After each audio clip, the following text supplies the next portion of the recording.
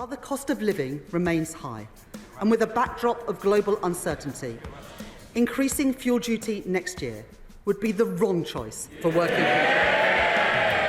It would mean fuel duty rising by 7p per litre. So I have decided today to freeze fuel duty next year, and I will maintain the existing 5p cut for another year too.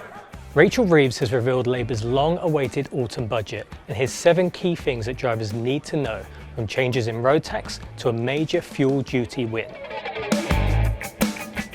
First of all, let's talk about EVs. In the autumn budget, the government reiterated that they are committed to phasing out new cars that rely solely on internal combustion engines by 2030, and that from 2035, all new cars and vans sold in the UK will be zero emission. So hopefully, once and for all, that means the sale of new petrol and diesel vehicles will end by 2030, and new hybrids will remain on sale until 2035. After that, all new cars will be electric. To help make electric vehicles more accessible for everyone, the government will invest over £200 million in a boost to the UK's charging infrastructure.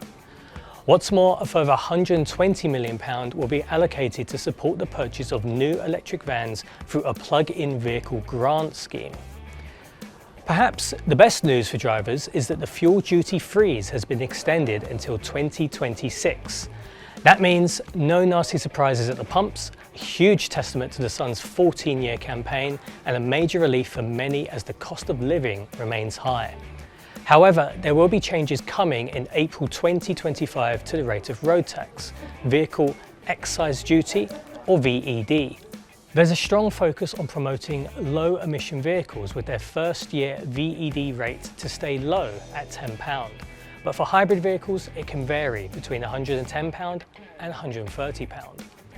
And for petrol and diesel motors, many will see their VED rates doubled, meaning traditional fuel-powered cars will cost significantly more in terms of road tax. Company car tax incentives also strongly support a switch to EVs, while tax rates for hybrids are set to increase more steeply, and it's the same for petrol and diesel vehicles. To this end, businesses operating heavy goods vehicles and vans can also anticipate a slight increase in costs, but the government says these changes will align with inflation. And finally, a scheme called Fuel Finder will come into effect sometime in late 2025. This means petrol stations will be required to report any price changes or fuel shortages within 30 minutes, meaning more transparency over fuel costs.